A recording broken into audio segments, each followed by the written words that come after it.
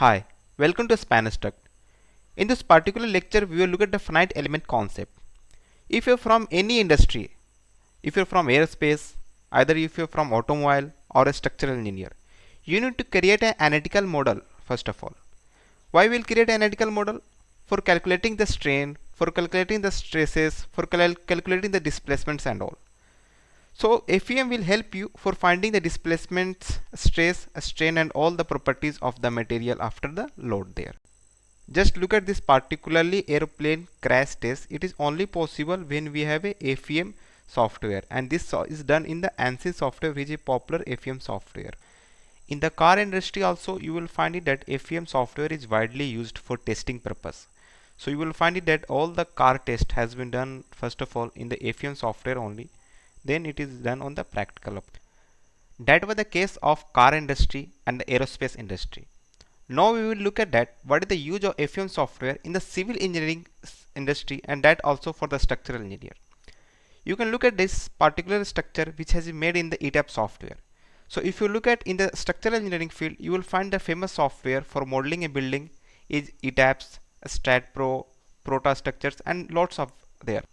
Now I will try to make you understand that what is the importance of FEM software in the structural engineering field. Suppose that I need to test a building for the wind effect. What are the different method I can adopt it? First of all, I can create a prototype model. Second thing, I can create one complete structure of your building. And third thing, I can create a FEM model that in the software, and I can do the wind test. The prototype model will not be that much accurate. And also if we will make it complete a structure, again we retest, again making a structure, it's not possible only. So we are left with only one method, that is a FEM method, that is finite element method. So in the finite element method we can retest it, we can apply the wind, we can see the effect what is happening, and all the stress and strains we can see it, what is the displacement happening and all. It can be possible in the FEM software, any FEM software, if it is you're using ETAPS, STATPro or any software which is available in the market. Now we have already seen that what is the importance of FEM software and all. Now we will look at that what is the process of FEM. So before starting this, first of all I would like to say that FEM is a very vast syllabus. So it can be completed if you are doing an MTech and all. You know that the FEM is complete a one semester syllabus it is. So here we are going to study very concise what is the concept of FEM, what is the process of FEM and all. So we will not go in very deep on FEM. We will try to understand in very concise that how the FEM process works. Suppose that I am taking an example of this particular building where I have done FEM here, and we are looking the displacement and all right now. Suppose that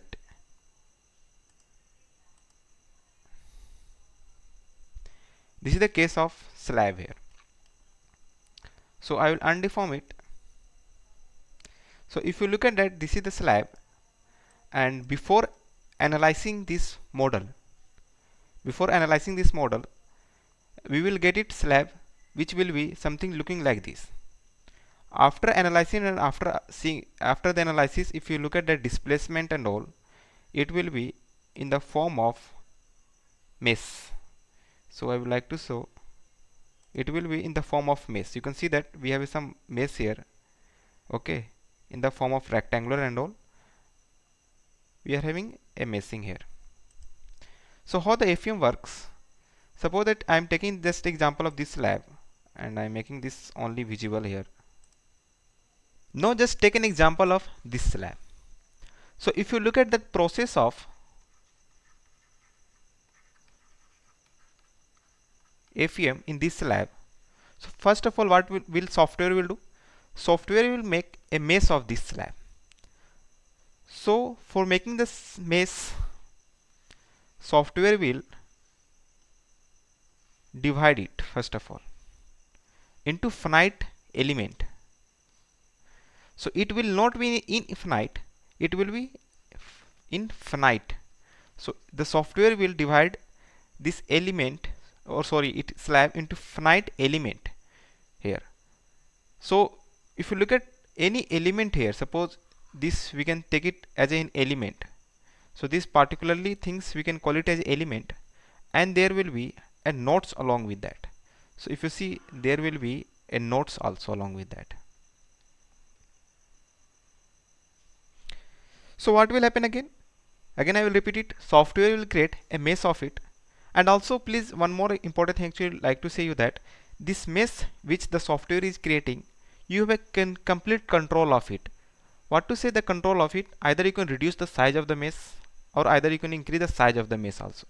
Even you can give it like 1.5 meter of the mesh size. Even you can give it 200 mm also as a mesh size. Even the 50 mm also you can give it as a mesh size. So it is completely controlled by you how you are giving the mesh sizes here. After meshing, we take out a element from this mesh. We perform analysis in this particular element.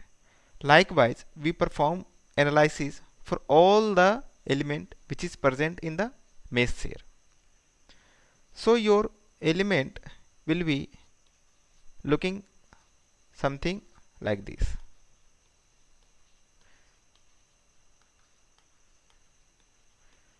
So all the element which you are looking, we perform a analysis, or we can say that a calculation. After that, what we do, we assemble all the things here. So finally, if you look at, it will be looking something like this. Same how it was like this. So again I will repeat what is the procedure. First of all, there is a creation of mesh. After creation of mesh, what we do, we calculate a numerical value for each element here. So if you look at your calculation we will done for this particular element, like that all the element will be having the calculations. After having the calculation, we will unite it, and we can say that we can assemble it, and finally what field of thing we want to see, like displacement, strain, or anything which we will like to see in our domain, we can see it. So the final which you are looking here just is the same thing which like we are seeing here, displacement here. So this process is keep on going always. Now we will look at that FEM overall process. Before that, we have just seen a very small explanation that how the FEM process work. Now we will look at more bit a overall process, and more briefly we will try to explain that how the FEM software works completely. So if you take it in any software like ETABS, StatPro, or if you're working in the ANSYS and all, the overall process will be quite same only.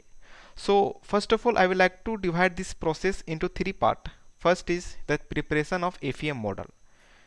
So this preparation of the FEM model is done by us only. So this is not done by the software, it is done by the us. So what we do, we prepare a FEM model here.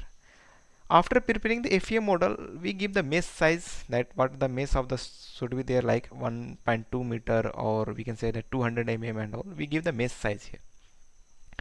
After that, we prescribe a load to that software. Suppose if there is any slab, so we mesh it and we give it a loading value here, that maybe a 2 kilonewton of the load or 3 kilonewton, that we give it. After that, we prescribe a support also. So we can give it like if it is a simply supported, or we can give it as a fixed support, anything. If you have a beam or column or any slab you have, you can restrain that. So this is the part of the preparation of FEM model is done by me, like you, if you're working in the FEM software, so you will do this. After that, after that, when we run the analysis, then software work start from here. So software will perform the calculations. He will try to solve the matrix here right now.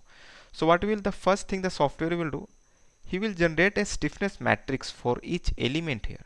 So how we are looking that we have a element in the mesh. So what will happen for each element? What we have discussed just before that each element we will create a stiffness matrix. So there will be calculation for each element of that. After having that calculation, after generating the stiffness matrix for each element, what will happen next? There will be connect elements and assemble, that I told you, there will be assemble of all the element there. So after having element assemble, and of also there will be a symbol of the load also along with that. So there will be a symbol of element and there will be a symbol of load along with that. Also the software will see that what is the imposed support conditions you have given there. On the basis of all the things which you have given, the software will solve one equation, that will be F is equal to KU, and this equation will be solved by the software only. So if you look at the F and all, so if you will try to understand, suppose that I am taking an example of this. So if you look at here as a beam here, you can see this beam, and you can find that this beam have a translation in this direction also and this direction also. Even it can rotate also, and also you can have a this type of displacement also. So there could be an n number of degree of freedom. So if I will talk it here, so if you just see for this particularly node, for this beam, as if you talk about 2D element, for each node this beam is having 3 degree of freedom. So one, it can be rotation along this, translations along this, and again this is the translation along this direction. So total, if you look at that, for each node in 2D beam, it is having a 3 degree of freedom. Like that for this node also the 3 degree of freedom. So the U which will be there, it will be total 6. So 1 2 3 4 5 6. Same thing if you look at for any 3D element, so you will find it that for each node here, each node the software you can for each node there will be a 6 degree of freedom. So total, if you look at an U for this particularly element, it will be total a 12 degree of freedom. Same thing if you just see for any 2D element, that is a cell element. So if you look at the U here, so numbers of degree of freedom if you like to see here. So for each element there is 1 2 3 degree of freedom. So 3 3 6 9 then 12.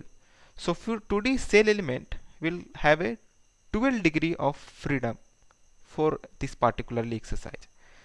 Again, for if you have any 3D solid element, so first of all I would like to say that the software which you are using like ETABS, StatPro and all, they are having only the 2D element only. They do not we cannot model a 3D solid element in that type of software. So one of the famous software which is having a 3D element, that is ANSYS also, and SAP 2000 also, and Abaqus also. These are famous software which you can model a 3D solid element in that. So if you look at the numbers of degree of freedom in that particularly element, you can find it that for each node they are having 1 2 3 degree of freedom, and you can multiply with numbers of nodes to find it that what will be a total degree of freedom here. In some cases you will find that this particular node will have a 6 degree of freedom. So 6 multiplied by numbers of nodes here, and you can find it how much numbers of degree of freedom could be there totally if you count it.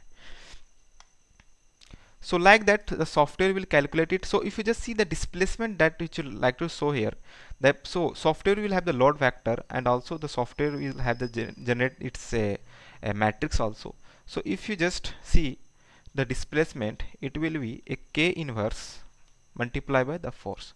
So this will software will try to solve it, this equation always when you apply this thing. So in the post processing things, the we will see that what is the displacement of the nodes, the strain and the stress and all, and forces which we like to see here. So in this particularly FEM things, you can look at that how we can easily find it, that what is the strain and all with the help of the software and all easily. Thank you for watching. This was very concise explanation of FEM. We cover more briefly this FEM concept in our structural analysis courses. Lastly, I would like to say that please like this video, also subscribe our channel, and also please share with your friend so that he also can learn that what is the concept of FEM and all.